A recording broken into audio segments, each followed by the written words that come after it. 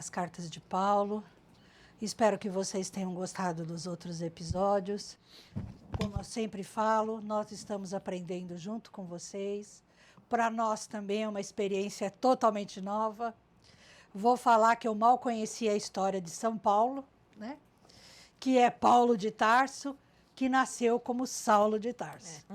Eu nem fazia ideia que era tudo a mesma figura. E muitos espíritas também não conhecem. Como nós estamos fazendo esses episódios, não só para quem é espírita, mas para pessoas de outras denominações religiosas, então, para eles também é bom saber quem é Paulo, quem é Saulo e a vida dele. Uma vida tão emocionante, tão cheia de desafios, né? E agora a gente já começou a entender por que ele foi denominado o apóstolo dos gentis. Porque é uma história assim fascinante e maravilhosa. Então estamos aqui mais uma vez. Compartilhe com os seus amigos, com a sua família. É maravilhosa essa história e ela é atemporal, tá, pessoal? Porque tudo que Paulo Tarso, tudo que ele passa para nós, tudo que ele nos ensina, nós estamos trazendo a discussão para os dias atuais. Então é uma história atemporal, ela não é uma religião fixa, porque ela fala de Jesus, ela fala do Evangelho e ela fala do amor e da caridade. Então, é para qualquer religião, tá? Então, sejam bem-vindos, curtam o nosso canal, compartilhem, deem um joinha para nós e vamos começar. Eu, Salete, nossa amiga Rose, nossa amiga Kelly, estamos aqui para recepcionar vocês mais uma vez nesse episódio de Paulo de Tarso. Vamos à prece inicial? Vamos fazer a prece inicial.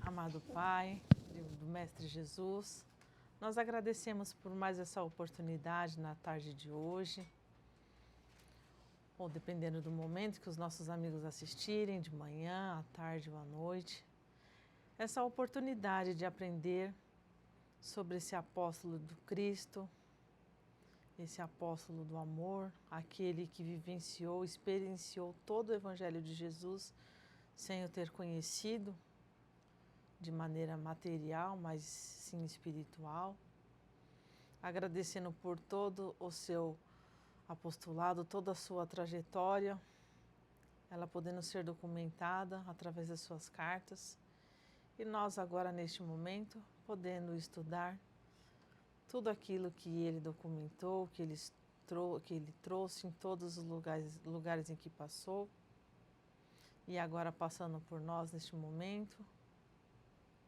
nos trazendo esclarecimento, uma lição nova e emocionante a cada episódio. Que Deus abençoe a todos nós, abençoe a todos aqueles que assistirem.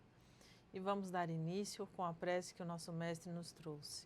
Pai nosso que estais no céu, santificado seja o vosso nome. Venha a nós o vosso reino, seja feita a vossa vontade, assim na terra como no céu. O pão nosso de cada dia nos dai hoje. Perdoai as nossas dívidas, assim como nós perdoamos aos nossos devedores. E não nos deixeis cair em tentação, mas livrai-nos, Senhor, de todos os males, pois Teu é o reino, o poder e a glória para todos sempre. Que assim seja. Salve Jesus e graças a Deus. Então vamos lá para a leitura. A gente parou na terceira viagem missionária. A terceira viagem missionária de Paulo está registrada em Atos, no capítulo 18, de 23 a 21 e capítulo 16. Essa viagem ocorreu entre os anos de 54 e 58 depois de Cristo. O apóstolo Paulo atravessou a região da Galácia e Frígia e depois prosseguiu em direção à Ásia e à sua principal cidade, Éfeso. Ali o apóstolo ficou por um longo período cumprindo a promessa anteriormente feita. Quando chegou em Éfeso, ficou ali por pouco menos de 3 meses e realizou uma série de milagres, como curas e exorcismos. Depois de provocar uma revolta na cidade, o apóstolo seguiu para a Macedônia, passando novamente por Corinto, onde permaneceu por 3 meses. Quando ele estava pronto para retornar para a Síria, mudou de ideia por conta de um plano que os judeus tinham feito contra a sua vida.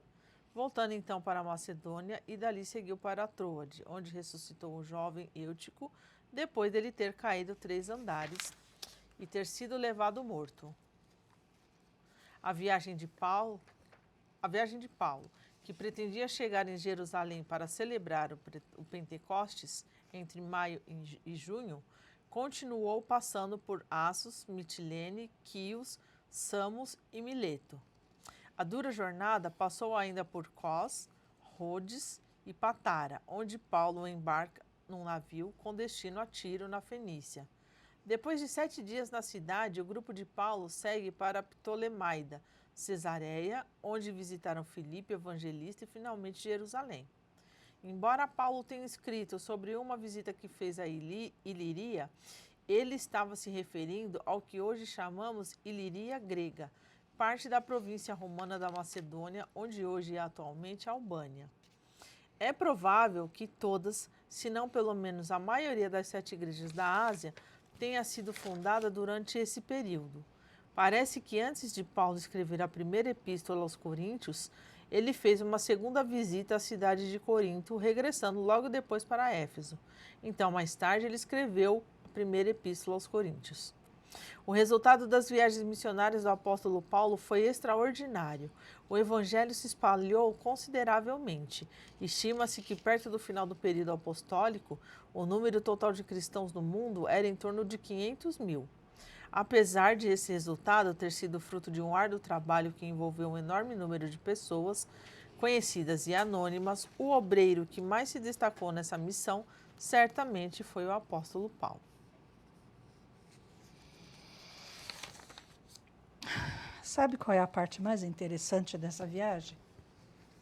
Quando o navio de Paulo naufraga. Que bacana. Na terceira. Tá? Desculpa, gente, eu esqueci de pegar o microfone. Foi um naufrágio. Nessa viagem que ele faz para Tiro, que ele pega o navio, eles enfrentam uma tremenda de uma tempestade e o navio naufraga. E aí eles vão parar como é que fala? Na cidade mais próxima de onde eles estavam, né? E Paulo fica doente por conta do naufrágio. E outras pessoas também estavam doentes, que foram salvas do naufrágio. E logo depois, a cidade estava passando por uma peste. Nossa, que beleza, hein? É. Nada. E Paulo acaba curando as pessoas de lá. Quando ele que ele se recupera do naufrágio, ele acaba curando as pessoas de lá. Então, Isso aonde?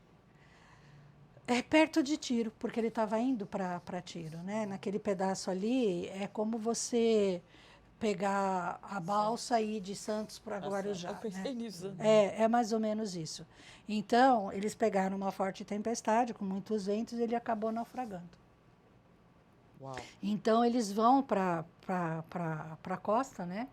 E eles vão para um lugar perto de Tiro, e eles acabam ficando lá uns dias até que eles pudessem se recuperar. E aí, nessa recuperação dele, ele acaba auxiliando as pessoas da cidade. Nada é à toa, né? Nada é à toa, né? E sabe como é, né? É isso aí. Se ele não tomar uma chibatada em alguma cidade, também não... Não é o mesmo. Está errado. Não, a história não é a mesma. Vai mudar todo o rumo da história. Vai mudar todo o rumo da história e não é o Saulo, né? Não. E vale lembrar também que nessa época eles já comemoravam a festa do Pentecoste. Já tinha um outro significado, a festa de Pentecostes, né? Mas para os cristãos, para essa parte dos apóstolos, a Pentecoste acabou significando a vinda do Espírito Santo. Até quando eles estão fazendo a comemoração do Pentecoste, o Pentecoste ele é mais ou menos 50 dias depois da crucificação de Jesus. E é quando eles estavam lá lembrando de Jesus e cultuando Jesus, quando desce o Espírito Santo. Foi logo depois da ascensão de Jesus. Jesus ficou acompanhando os apóstolos depois da crucificação mais ou menos uns 30, 35 dias. Porque não tem a datação certa, né? Sim. Na sequência, ele faz a ascensão e ele fala para eles que o Espírito Santo vai vir.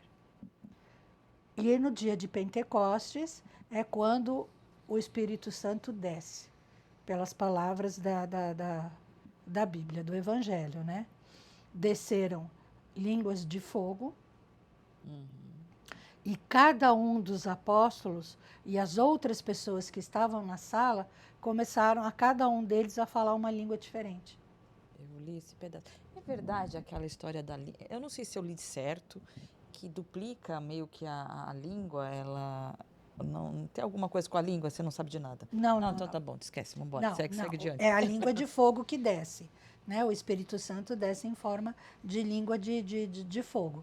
Então, em cima de cada cabeça das pessoas que estavam ali, naquele lugar, comemorando o Pentecostes, cada um deles fica com uma língua de fogo em cima da cabeça. E a partir dali, eles começam a falar, cada um fala num idioma. Então, se costuma dizer que foi nesse momento que Jesus designou cada um deles para ir para um lugar. Porque cada um recebeu a fala e o idioma de onde eles iriam. Não, o que eu tinha ali, às vezes há divergências, né, nas informações. Sim, né? sim. O que eu tinha lido era que eles tinham o dom de falar qualquer língua, dependendo da pessoa que encontrasse com eles. Exatamente. É isso mesmo? É isso mesmo. Foi no dia de Pentecostes que eles receberam esse dom. Né? Nós espíritas costumamos brincar. Já ia perguntar, que foi a maior e a primeira reunião mediúnica. Mas por quê? Qual o objetivo desse acontecimento? Uma. Ter barreira para chegar nas pessoas. Exatamente, porque eles aprenderam a falar automaticamente, vamos assim dizer. Foi a primeira psicofonia ao vivo e a cores, né? E outra, porque os apóstolos ainda precisavam de provas, né? Então, Jesus ainda ficou com eles 30 dias para poder sustentá-los, para que eles tivessem forças para seguir o ministério deles. E o dia de Pentecostes, ele tem essa grande relevância por causa disso. Porque mesmo Jesus já tendo ascendido, eles tinham essa capacidade de ainda ficar na dúvida, né? E aí, com a aparição das línguas de fogo, aí eles... É aquela coisa, né? Teste de fé, teste de fé, teste de fé e vamos que vamos. Então, na nossa cara isso, né? As coisas acontecem, aí no outro dia você fala, nossa, que coisa, bateu direitinho. Aí no outro dia acontece outra coisa, será? Não sei. É bem isso. Lá de Jesus, eles tinham dúvidas, imagina nós, que já depois de não sei quantos mil Mas já anos... foi pior. Falo por mim, né? Hoje já tá... Não, a gente vai melhorando conforme a gente vai estudando, a gente vai acalmando, né, a nossa mente, a gente fala, se foi ou não, tudo bem, eu vou deixar a coisa andar, tal, não sei o quê. Você não põe tanto questionamento. Quando você não tem ensinamento, você questiona, imagina, que isso? Mas, imagina, eu falo assim, se eles, mesmo com todo o ensinamento que Jesus deu, quando eles estavam presentes, eles conheceram Jesus Cristo, eles têm, às vezes eles oscilavam, imagina nós, meros mortais. Exatamente. E isso é uma coisa que eu acho interessante no Paulo. Ele, dificilmente você vê relatos de dúvida nele. É verdade. Acho que não é raro. Eu não me recordo. Em tudo que eu li, eu não vi um relato de que ele estava na dúvida, tal. Não. E ele tinha todos os motivos, né? Porque ele não conviveu com Jesus. Ele não conviveu, não viu de perto as curas, as pregações, ele não viu nada disso, né? E você vê que a partir do momento, lá na estrada de Damasco, que Jesus conversa com ele, no que Jesus fala, Saulo, Saulo, por que tu me persegues? E ele fala, o que queres de mim, Senhor? A partir dali ele não teve mais dúvida. Ele não sabia como teria que fazer o apostolado dele. Mas ele já não teve mais dúvida. Ele já se colocou a serviço de Jesus. Ele só foi estudando, né? Exemplo de fé, né? Ele Sim. foi estudando, tanto que ele fica 3 anos isolados, né? Foram Exatamente. 10, né? Praticamente Não, 10 em somando preparo. tudo. Ah, tá. Somando tudo, mas a Somando primeira parada 3 dele foram 3 anos, não foi? E para estudar e ter maiores conhecimentos, porque como ele veio de uma outra filosofia, ele tinha que ter. E o mais interessante de tudo, né? Ele aceitou Jesus no meio da caminhada, ficou cego, foi para Damasco, o Ananias que veio curar ele. Então você começa a perceber que não foi uma coisa que aconteceu devagar, que nem os apóstolos, né? Os apóstolos foram sendo chamados e foram acompanhando Jesus. Então, a transformação deles também foi devagar. A de Paulo também foi devagar? Foi, mas ele não teve dúvidas também. E ele não sabia o que tinha que fazer. Então, ele apanhou bastante, apanhou literalmente, né? Porque várias vezes ele foi chicoteado, mas ele continuou. Ele não sabia o que tinha que fazer, mas ele foi. Né? E foi sendo tiradas as coisas dele. Porque se você olhar a figura que era Saulo de Tarso para a figura Paulo de Tarso, ele perdeu tudo. Então ele perdeu o título que ele tinha, ele perdeu o dinheiro que ele tinha, ele perdeu a família dele, a importância que ele tinha dentro da sociedade dos hebreus, né? E da sociedade romana, ele perdeu tudo. E mesmo assim ele continuou. Perdeu o grande amor dele. Perdeu o grande amor da vida dele, né? E mesmo assim ele continuou. Apanhou até dizer chega, né? Porque não tem um lugar que ele não vá que ele não acabe apanhando, a não ser naquelas cidades que ele já havia fundado igrejas lá. E ele continuou. Você não vê relatos dele ter dúvidas do que ele tinha que fazer ou de como fazer. Ele foi fazendo. Ou tenha se Depois negado de a ter fazer alguma perdido tudo. coisa. E não foi fácil a vida dele. A semana passada nós brincamos que a gente ia contar quantas vezes ele tinha apanhado, né? Uma hora a gente faz o levantamento. Hoje, Acho que nem dá para contar. Não dá. Né? Não dá mesmo. não dá. Hoje a gente vai contar tudo que ele perdeu, né? Casa, família, amigos, o amor, tudo, né? Tudo. Até fora que humilhações que ele passou. fora as humilhações, né? Nossa. Do pai, de amigos, fora as humilhações. E dos próprios apóstolos, né? Que mal duvidando dele. E, passou por doenças, teve sim, de tudo. teve de tudo. E, como se não bastassem, o navio que ele está naufraga, né? Então, é prova em cima de prova. É verdade. Mas ele sempre não questionou. E isso é que eu acho o interessante de Paulo, né? Lá no final da vida dele, quando ele está preso na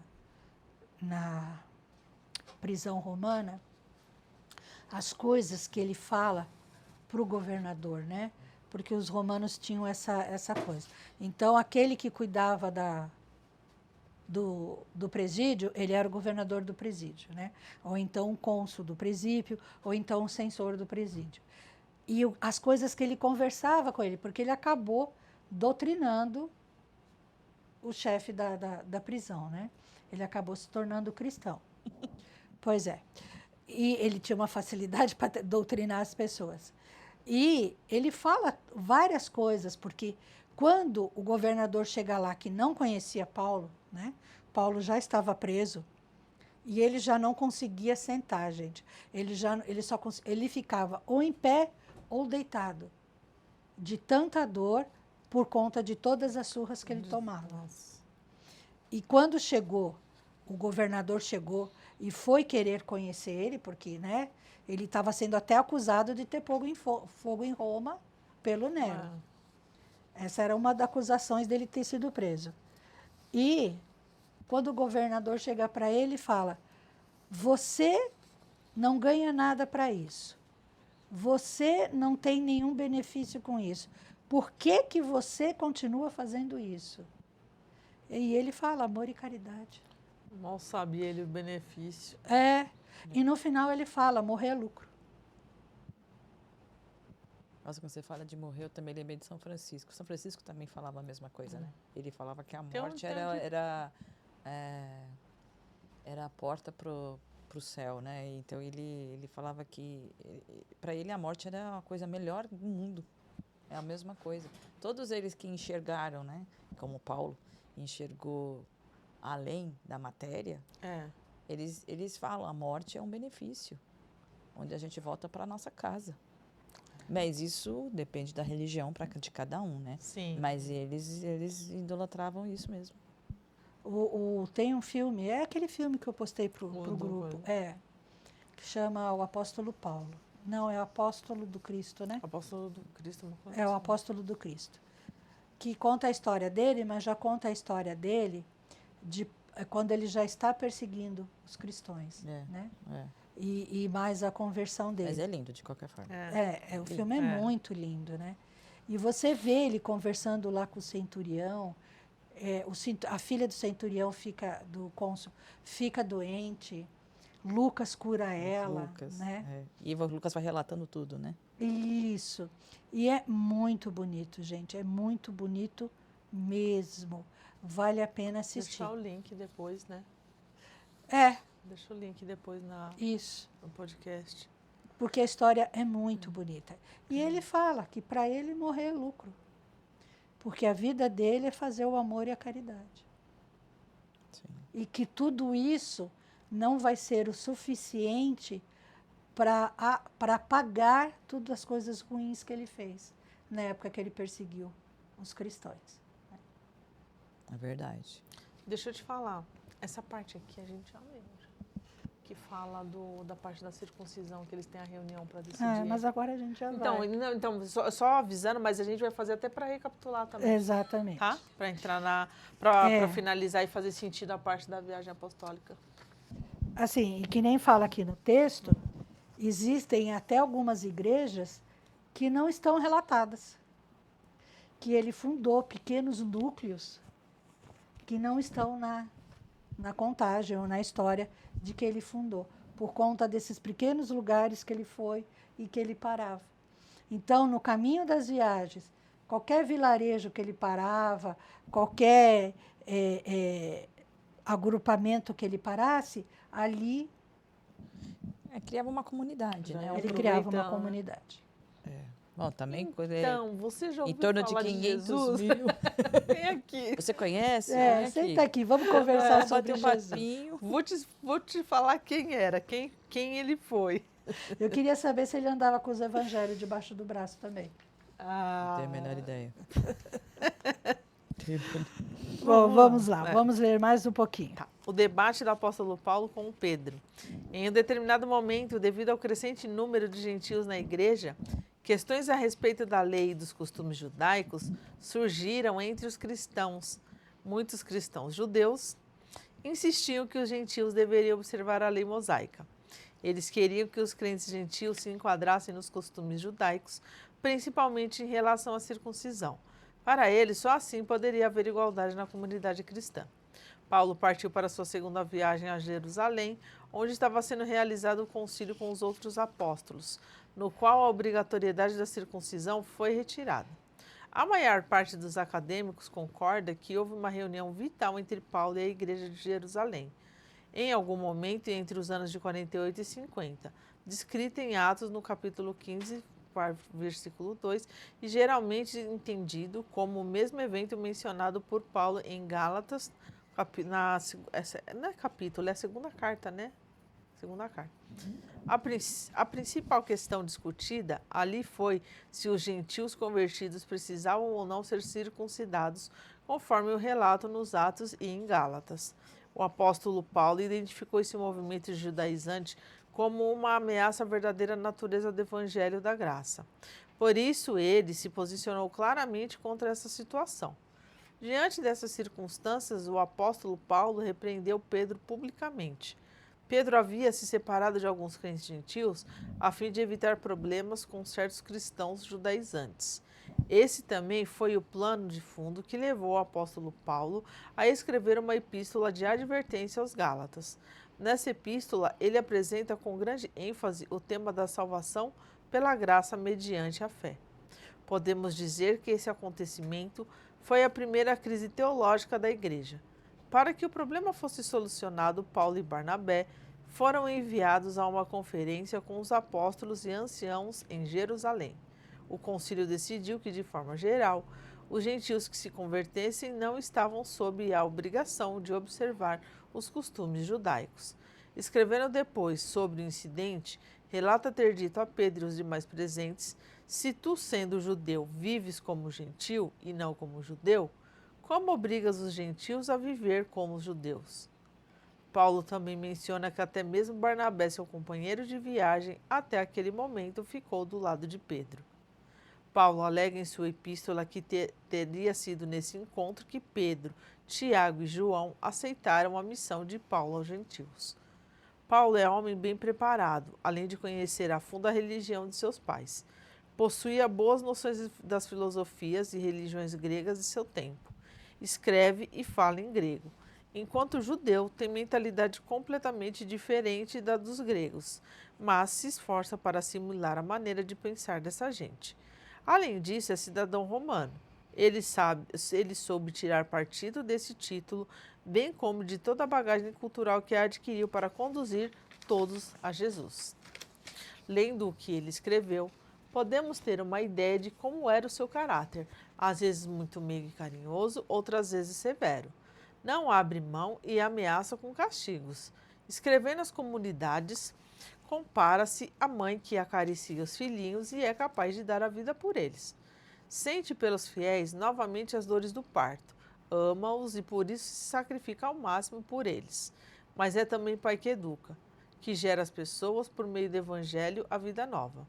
Sente pelas comunidades que fundou o ciúme de Deus, temendo que elas percam a fé. Quando se faz necessário, é severo e ameaça exigindo obediência. Paulo é capaz de amar a todos os membros de todas as comunidades, sem distinções.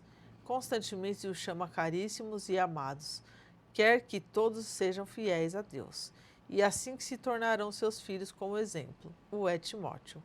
É interessante ler as cartas de Paulo e anotar com quanta frequência ele usa as expressões tais como tudo, todos, sempre, continuamente, sem cessar, para com elas expressar sua constante preocupação para com todos.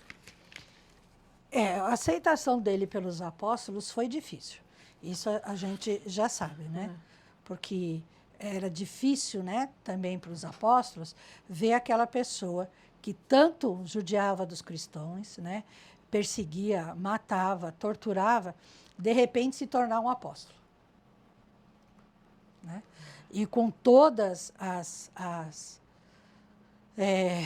como vamos assim dizer, com todos os privilégios que deixou, né? Então, a cura, os tratamentos, a ressuscitação. Então, para os apóstolos, eles ficaram meio assim, podemos dizer com inveja, com ciúmes, né? Uma pessoa que, de repente, Jesus, né? Pedro era genioso tomando... bronca na frente de todo mundo. E Paulo não deve ter sido nada carinhoso. Não, a conversa não foi nada calma. Não foi, com certeza, né? Se você vê esse lado dos apóstolos, é óbvio que eles sentiram um pouco de ciúmes, né? Então, uma pessoa que antes perseguia eles, agora é igual a eles. Tá dando bronca. Né?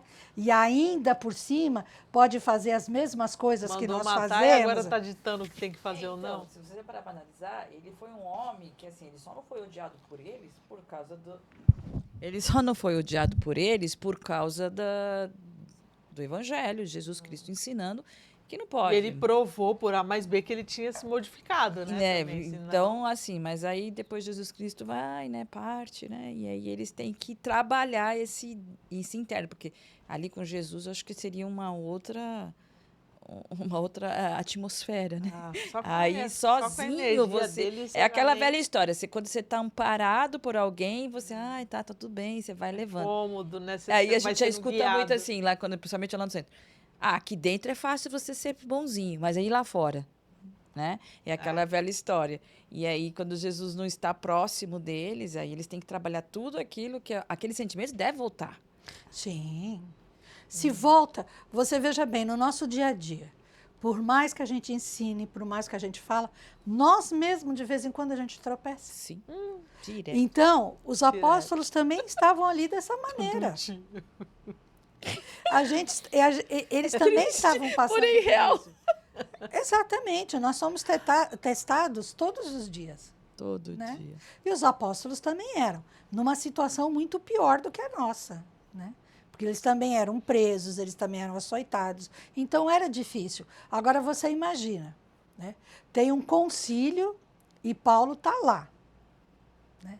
Então aquele que perseguia todo mundo dando pitaca ainda. Uhum. Não, e fora isso, Né? eu acho que deve também. O ego deles também deve ficar Claro. inflamado no sentido assim. Peraí, ele nem teve com Jesus e tá podendo aí o E ainda negócio. falou que o meu comportamento é igual de um gentil, que absurdo é esse? Ah, falar nisso. Quantas vezes a gente também não pensa assim, então, tá falando que eu tô com orgulho, até parece, nada a ver, depois você senta e você fala, É verdade. Não, e outra, Paulo tinha uma facilidade muito grande de falar, né? De discursar. E, óbvio, É né? que ele era rico também, porque ele tinha estudo. Exatamente. Ele tinha estudo, né? Era outra Querendo coisa. ou não, quando ele chegou no meio dos apóstolos, ele sobressaiu. Sim. Né? Realmente aí bateu aquela inveja. Ele, querendo ou não, por conta da personalidade dele, ele acaba se sobressaindo. Talvez nem inveja, indignação. Como assim? Esse cara chegou agora. E o que é isso, no fundo? Ele mandava matar inveja. os Mas nossos, no fundo isso é inveja. No fundo isso é inveja. Isso é inveja. Se você foi buscar raiz, é inveja. É inveja. Agora quer sentar na janelinha? É bem isso, é bem isso. Mas o importante é que ele também já não era tão agressivo na fala. Né? Ele já não impunha tanto. Ele demonstrava argumentos para convencer as pessoas. E foi assim que ele convenceu todo mundo. Mas diz que Jesus Cristo também, ele era amoroso, mas quando ele precisava dar uma chamada, ele também eles colocava. É que nem mãe querendo educar filho. É que nem mãe querendo. Ou que pai nem eu. querendo educar filho, né? É que nem eu. Às que vezes nem a eu. Salete, quando ela precisa, ela dá um. De vez em quando. Porque é normal. É normal. Mas precisa. Olha, essa semana eu falei uma coisa para um rapaz conhecido, né? Se eu não me importar com as coisas que você faz, se eu não lhe chamar a atenção, se eu não te corrigir, eu não gosto de você. É verdade. Por eu gostar de você, é que eu te chamo a atenção, é que eu te corrijo, é que eu tento fazer de você uma pessoa mulher. Porque eu gosto de você. Porque senão eu nem me importaria. Pai e mãe que gosta de filho, ele faz a mesma coisa. Quem ama educa, né? Quem ama educa. Porque se você não ama, você larga, deixa fazer o que quiser, né? Deixa fazer do seu jeito. Não, e não é assim. Não. Pai e mãe têm muito amor, mas também tem que ter a disciplina. Exatamente. Porque você tem a responsabilidade de criar aquele ser. E Paulo, embora não fosse pai nem mãe da congregação, mas ele era o orientador espiritual deles. Sim. Então, tem que chamar a atenção, sim.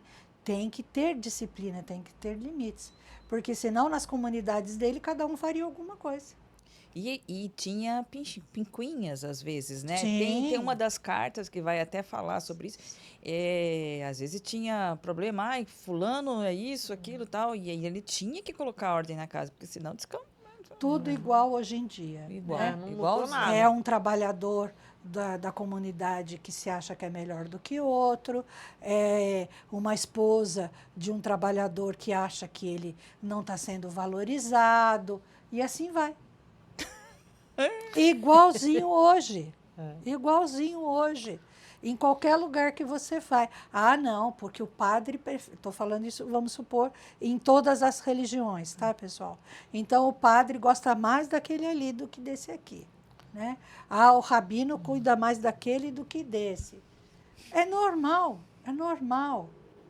Né? Onde tem muitas pessoas, cada uma de uma maneira, cada uma com uma personalidade, cada uma com entendimento, vai ter intrigas, vai ter questões conflitantes. Isso é normal. Normal para os padrões de hoje em dia, mas não é normal. né? As pessoas têm que aprender a viver em comunidade. E respeitar respeitar respeitar o outro. É aquela coisa, né? O meu direito vai até onde começa o seu direito. E aí esse limite que às vezes a gente fica pensando, eu não sei, para mim fica às vezes até confuso, eu falo, mas às vezes o limite da pessoa, ela tá indo além, que se ninguém fazer stop, ela ultrapassa, aí ela vai ultrapassar um outro limite.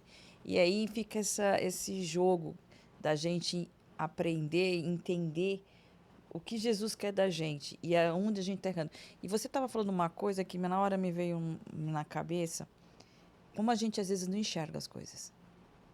É impressionante. A maioria das vezes. As pessoas, sem querer, ela está trilhando num caminho que ela está desvirtuando. Sutilmente ela está indo para a direita, em vez de ela ir reto, ela está envergando para cá ou para lá. E aí o que acontece? Se ninguém às vezes fala nada, ou não dá corda, a pessoa vai envergar. E aí, às vezes, ela para voltar, ela demora mais. Então, a gente precisa, de vez em quando, que você está falando, às vezes precisa dar um puxão de orelha para trazer esse... Mas não é brigar. Na verdade, você está falando assim, você está indo na direção errada. Não é por aí. É porque as pessoas são incisivas em alguns casos que você tem que auxiliar, sendo um pouco mais duro. Por quê? Porque uma pessoa é teimosa, ou você já falou alguma vez e ela está repetindo, e está fazendo, na maioria das vezes está repetindo de novo. Então, vem aqui, Ela não foi falado para você? Pelo menos isso aconteceu comigo, já foi falado para você não fazer isso, você continua fazendo isso? Aí você tem que, né? Porque aí você já conhece, você já ouviu, você já foi instruído, você está batendo a mesma tecla de novo, né? Verdade, é o que o Paulo fazia então tem que ser um Paulo pouco fazia mais... isso com as cartas, é onde ele conseguia direcionar as pessoas. Imagina, ele passou por lá, deixou a mensagem, quando vem notícias da região, tá tudo bagunçado de novo. Tem que falar mais duro com o pessoal. Eu não sei o rumo ainda onde ia levar, mas acredito que acho que ele, de vez em quando, ele retornava aos lugares, porque ele tinha que dar coordenadas. Sim. Porque... muitas das cartas foram escritas na prisão, quando ele já não podia viajar mais. Tá. Era Lucas quem escrevia. Antes de começar a escrever, quando ele estava escrevendo o Evangelho, Lucas também começou a escrever o Evangelho na prisão. Então ele ia lá e Paulo ditava as passagens para ele e escrevia as cartas, porque ele já não tinha mais condições de escrever, né? Não tinha alguma coisa com lápis que também não podia ter na prisão, não era isso? O Lucas podia entrar com lápis pequenos. Exato. Eu lembro de alguma coisa do lápis. Por conta de ser a prisão, né? Então, o Lucas, ele era obrigado a levar lápis pequenos. Eu lembro disso. Se você for ver, o lápis tinha que ter menos do que 3 dedos. Para não ser uma ameaça, né? Para não ser ameaça. Éfeso, ele voltou muitas vezes a Éfeso, né? Éfeso e Corinto. Estava olhando aqui. Então, vamos lá, mais um pedacinho. Atividade apostólica. Jesus, durante sua vida, se movimentou quase que exclusivamente dentro de uma pequena região, a Palestina. Poucas vezes ele esteve em terras que não pertenciam aos judeus. Falou do reino semelhante ao grão de mostarda, que cresce e abriga os pássaros, e pediu que os discípulos percorressem o mundo e anunciassem o evangelho a todos. Depois se converteu. Paulo começou a anunciar o evangelho aos judeus. Agora, não, desculpa, gente, é que agora ele fala de Paulo, né? Depois que se converteu, Paulo começou a anunciar o evangelho aos judeus. Mas eles o perseguiam e lhe criavam uma série de obstáculos. Diante da rejeição do evangelho por parte de seus conacionais, ele se volta para os pagãos. Até o fim da vida, Paulo tem consciência de ter sido destinado a levar a palavra de Deus aos pagãos, pois em Cristo o Pai chama a todos à salvação. A esse projeto, Paulo dá o nome de mistério, e ele é seu principal executor. Mas não é fácil pôr em prática esse plano quando se trata de aplicá-lo a realidades diferentes daquelas que Jesus de Nazaré viveu. O próprio Paulo não conheceu pessoalmente Jesus. O que ele fez foi a experiência do Cristo ressuscitado. Portanto, ao anunciar o evangelho aos pagãos, foi preciso adaptá-lo à mentalidade dos ouvintes, respondendo às preocupações que eles tinham, conservando o que era essencial e deixando de lado o que não era importante. Pelo fato de não ter vivido com Jesus como os demais apóstolos, ele enfrentou sérias dificuldades. Alguns afirmavam: ele não é apóstolo, pois não viu o Senhor. Paulo se defende contando sua experiência com Cristo. Outros diziam: só quem andou com Jesus de Nazaré é que pode fundar comunidades. A essa crítica, ele responde, por exemplo, na primeira carta aos Coríntios, 9, 2 e 3, outros ainda afirmavam: ele realmente não é apóstolo, pois se fosse, teria a coragem de viver à custa da comunidade. Ele não é livre. Paulo responde que para ele anunciar o evangelho é uma obrigação. Ele cumpre uma ordem, por isso não tem direito de ser sustentado por outros. Ele considerava muito perigoso unir pregação do evangelho com dinheiro. Por isso preferia ganhar o pão com o suor do rosto e anunciar o evangelho gratuitamente, apesar de Jesus ter dito que o operário é digno do seu sustento. Além disso, ele teve que lutar contra os falsos missionários que anunciavam o evangelho fácil, que fugia da humilhação e da tribulação. Paulo não tem em mãos o evangelho escrito. Ele o traz impresso na sua carne, marcada por toda sorte de sofrimento, a ponto de estar crucificado com Cristo, trazendo em seu corpo as marcas da paixão de Jesus e completando no seu corpo o que falta das tribulações de Cristo. Assim, ele pôde dizer que já não é ele que vive, mas é o Cristo que vive nele. É assim que ele anuncia o evangelho. Encerramos o terceiro episódio. E aí eu vos pergunto, ele se tornou um apóstolo ou não? Puxa, é pecado falar que até mais que os apóstolos né? Obrigada. Ele foi... Não me bata! Não, ele tem os apóstolos todos têm uma relevância impressionante, mas Paulo, ele foi forjado no fogo. Né? Ele sozinho, vamos assim dizer, ele teve que encontrar o caminho. E realmente, ele passou por todo o processo da vida de Cristo. Né? Ele passou por todo o evangelho, se você for ver. Ele nasceu num berço rico, ele teve estudo, ele tinha as duas cidadanias, né? A judia e a romana. Ele falava várias línguas. Ele foi educado em Jerusalém pelo sumo sacerdote. Mas, né? Ele passou pela perda, ele passou pelo perdão, ele passou pela humilhação. E vamos assim dizer, né, sozinho. Sim. Os apóstolos tinham Cristo do lado deles. Ele se forjou sozinho. Óbvio, cada um dos apóstolos também passou por várias experiências, né? Então, eles não estamos desmerecendo. Não, nunca, nunca. Eles também tiveram que largar suas famílias, tiveram que largar, né, os empregos, seguiram Jesus para todos os lados, mas eles tinham Jesus ao tempo todo. Então, Jesus era um pilar para eles. Paulo teve que lutar sozinho. A gente pode dizer que a presença de Jesus intimidava os algozes de uma certa maneira, mais do que... Não que Jesus não estivesse e Paulo não tivesse toda a proteção necessária, falando da parte espiritual, né? Claro que a gente sabe que nem todos que vão assistir são espíritas, né? Mas a gente pode falar que a presença física de Jesus era um fator que inibia, de certa forma, que as pessoas se aproximassem para atacar com mais veemência os apóstolos. Agora, não com Paulo, porque Paulo andava, digamos assim, tinha Barnabé e tudo, mas andava sozinho. Né? Mas eles ainda tinham mais revolta do Paulo, porque Paulo era um fariseu, era um sacerdote. Estava cotado para ficar no lugar do sumo sacerdote. Então, eles detestavam Paulo mais ainda. Por isso. Paulo foi o que mais apanhou, não foi? Foi.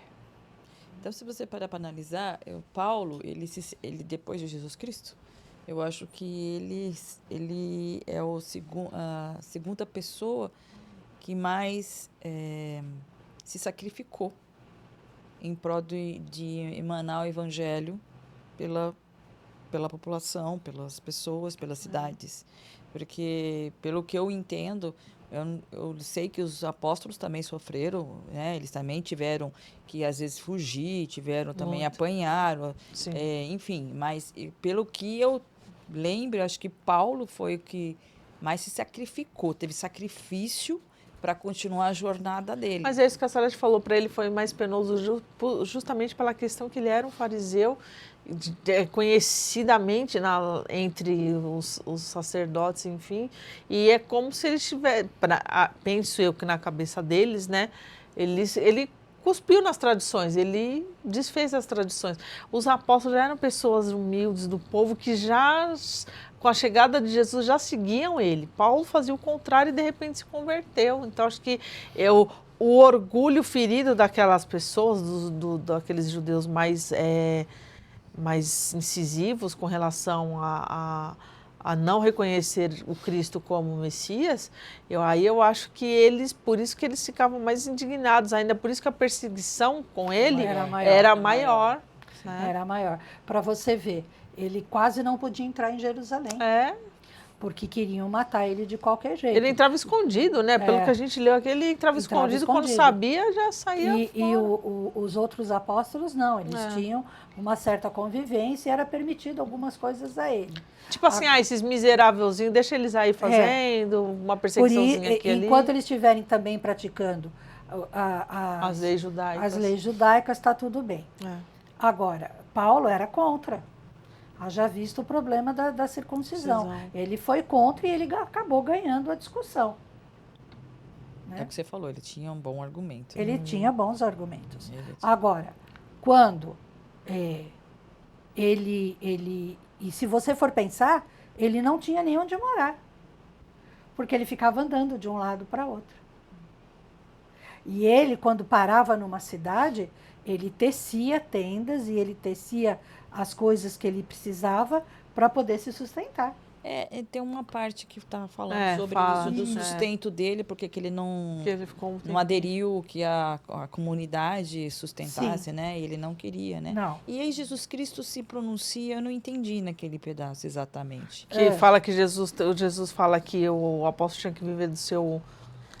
O Jesus falava que quem saía pregando tinha direito ao seu sustento. Sim. Então, se você está pregando, se você está trabalhando, né, andando, levando o evangelho, você não tem como se sustentar. Sim. Então, que seria que deveria aceitar a ajuda dos locais onde ele passava. E ele foi contra, né? Ele falava que ele não tinha que se submeter a isso, porque ele achava que as comunidades não tinham direito de sustentar ele. Então ele se sustentava. E como Jesus passava, acho que as pessoas viam isso também como uma falta de humildade, será? Porque Jesus passava pregando e se hospedava na casa das pessoas, se alimentava. Sim. Isso então acho que acharam. E aí isso também era uma que levou. Eu acho que ele não se achava. Ele não queria abusar das pessoas. Exatamente. E as pessoas entendiam de outra forma. Orgulho, ele era orgulhoso. Né? Não. Ele achava que isso poderia ser abuso das comunidades e por conta dele não ter caminhado com Jesus, então ele não achava que era digno também de fazer isso. Entendi. Mas interpretavam errado. Sempre, né, minha filha? A gente sempre pensa o pior das pessoas. Depois que a gente convive, é que aí a gente percebe o que a pessoa é. Eu sei porque eu já passei por várias situações dessas. É verdade. As pessoas às vezes me estranham, porque eu sou quieta, eu sou tímida, né? Então as pessoas às vezes me estranham. E aí depois, quando começam a conviver comigo, vão descobrir que eu sou chata, que eu sou cri-cri, né? Mas elas já sabem que eu não sou estranha, né? Que eu sou esquisita, aí tudo bem. Faz parte.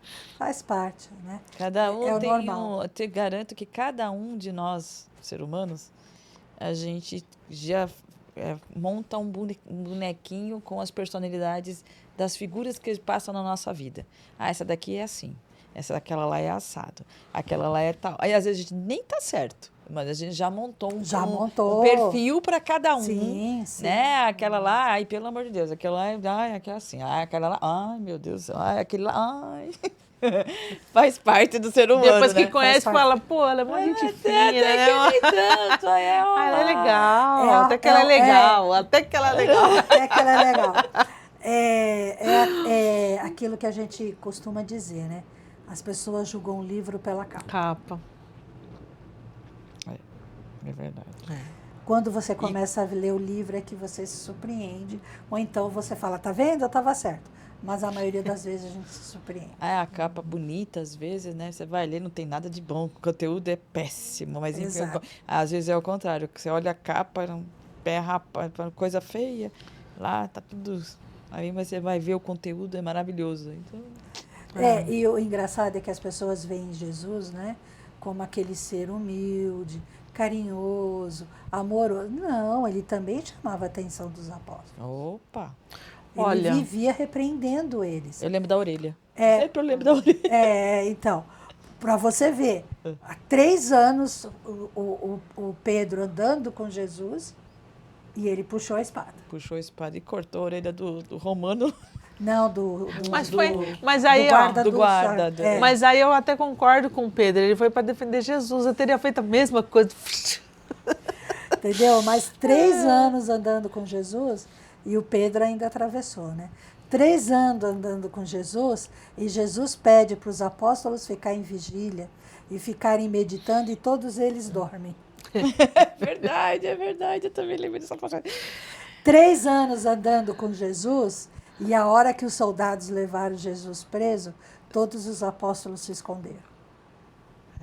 Verdade. Só João continuou com Jesus.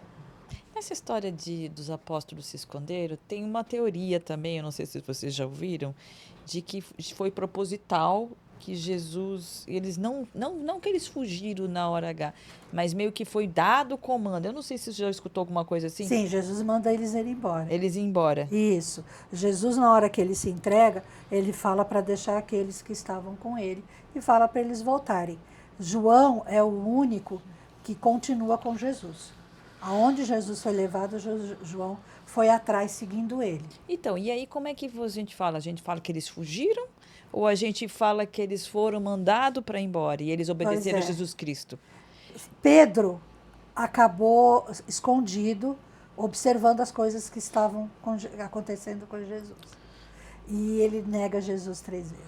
Então, eu acho que assim, embora eles tivessem tanta convivência, igual a gente tem até hoje, quantas vezes situação de perigo, de medo, é uma questão de instinto, a gente recua. Toda hora, todo instante. Jesus já sabia que isso é totalmente compreensível, né? Tanto que na Santa Ceia, Jesus fala para Pedro, antes que o galo cante amanhã, você vai me negar 3 vezes. E o mais engraçado é que isso perseguiu também Pedro até os últimos dias dele. Essa negação que ele fez, esse sentimento de culpa e arrependimento perseguiu ele até os últimos dias.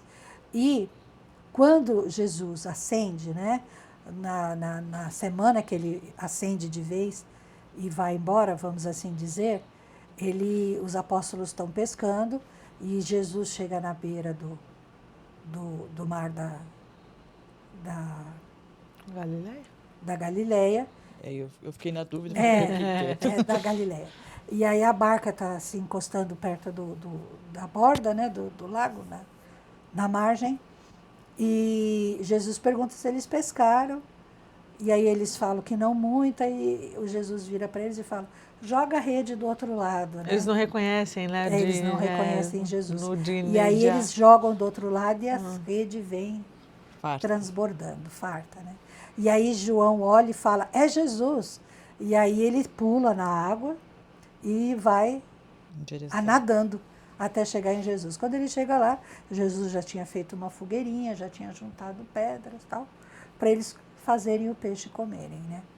E aí depois que Jesus come, ele vira para o Pedro e fala, Pedro, tu me amas? E aí Jesus fala, Pedro vira para ele e fala, sim, mestre, eu vos amo. Então apacenta minhas ovelhas. Aí o Pedro fica olhando para ele. Aí Jesus passa uns minutinhos. Pedro, você me ama? Claro, mestre. Então apacenta as minhas ovelhas. E aí Pedro fica olhando para ele. E aí Passa uns minutinhos, Jesus pergunta de novo. Pedro, tu me amas? 3 vezes. 3 vezes. E Pedro fala, claro, mestre, que vos amo. Tá O Senhor sabe disso, né? Então, apacenta as minhas ovelhas. Ele queria ter certeza que Pedro estava pronto. Por isso que ele pergunta 3 vezes. Porque 3 vezes também ele negou. Acho que Jesus Pedro, fez isso até para fazer com que ele se lembrasse, falar agora. Você fala assim, tem certeza? Lembra? E Pedro, até aquele momento, ele já sabia que ele ia ter muita dificuldade de fazer as coisas. Então, Jesus fez ele repetir 3 vezes que ele tomaria conta das ovelhas dele. A casa do caminho, ela foi feita porque Maria pressionou. O poder da mulher. Né? Maria pressionou e Maria estava sempre lá. Toda vez que podia, Maria estava lá.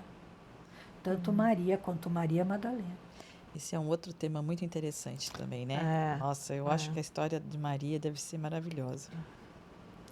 Então, essa dificuldade a gente não enxerga no Paulo.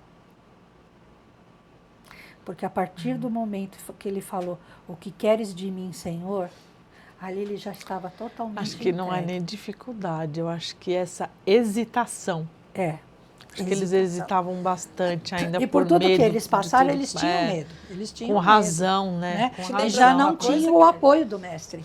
Te lembra alguma coisa? Eu tô aqui só... Lá no cristão. Mas será? Mas será que eu estou viajando? Será que eu não sei o quê? A hesitação. Olha, há uns 1 hora atrás, né? Pô, mas mais um dia de trabalho? Mais um dia... É para descansar, só isso. E Deus descansou no 7º dia.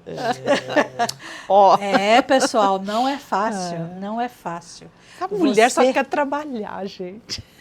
Você se entregar a Jesus, se entregar ao Evangelho, verdade. Né? A porta estreita, ela não é fácil, ela não é fácil.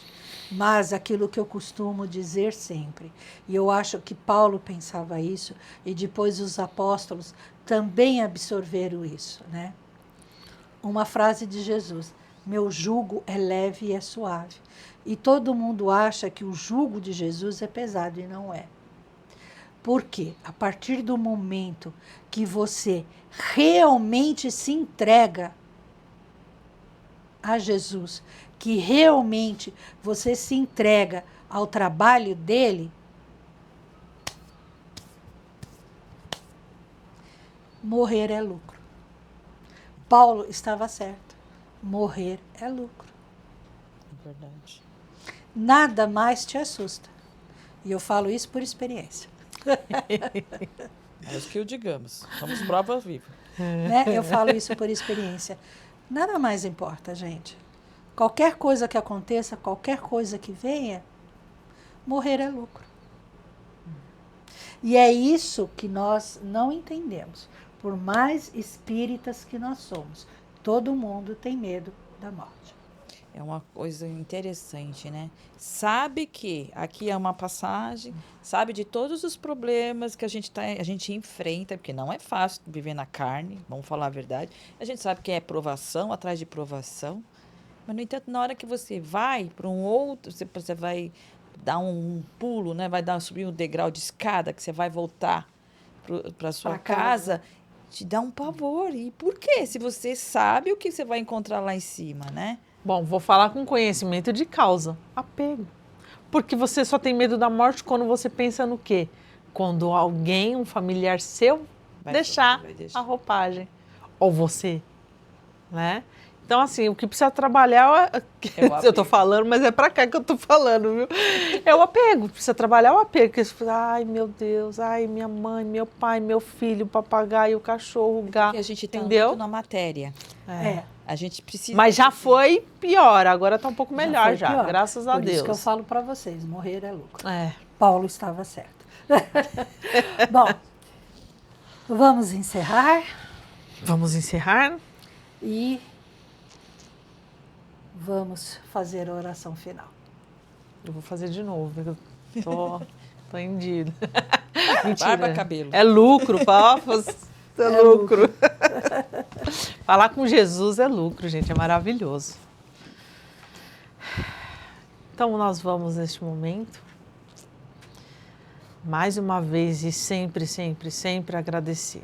Obrigada, Deus, obrigada, Jesus, obrigada a todos os nossos irmãos, nossos amigos, os nossos anjos guardiões, por nos acompanharem mais este trabalho da tarde de hoje, mais este aprendizado, que ele possa chegar a todos os lares de todos os nossos irmãos que assistirem, trazendo muita luz, muita paz, muita união, que seja feito o reparo necessário naquilo que a pessoa mais necessita, sem esquecer que tem a permissão de Deus, a permissão de Jesus, que nós tenhamos uma semana de muita paz, de boas realizações, possamos aprender com todo esse ensinamento e o ensinamento também que o dia a dia traz a cada um de nós, nunca nos esquecendo que a base, a nossa sustentação é a nossa fé, o nosso amor, a nossa gratidão a Jesus, a Paulo, a todos os apóstolos, a Maria, a todas as mulheres que também acompanhavam Jesus nessa caminhada, agradecendo a todos eles por tudo que passaram e puderam trazer para nós, fazendo que, assim como a Salete disse, o nosso jugo seja leve, não seja tão pesado quanto o que eles carregaram, numa época que ainda não se tinha tanto conhecimento como se tem hoje, fazendo com que esse conhecimento torne as coisas para nós muito mais fáceis do que quando era antes. Então nós agradecemos a Deus e vamos finalizar também com a prece que Jesus nos ensinou. Pai nosso que estais nos céus, santificado seja o vosso nome, venha a nós o vosso reino, seja feita a vossa vontade, assim na terra como no céu. O pão nosso de cada dia nos dai hoje, perdoai as nossas dívidas, assim como nós perdoamos os nossos devedores. E não nos deixeis cair em tentações, mas livrai-nos, Senhor, de todos os males, pois teu é o reino, o poder e a glória para todos sempre. Que assim seja, salve Jesus. E graças a Deus. Tenham todos uma excelente final de semana, com muita luz, com muito amor, que possamos refletir toda essa história de Paulo, tudo que ele passou, né, para seguir Jesus, e que para nós hoje em dia é muito mais fácil, né, do que ele naquela época.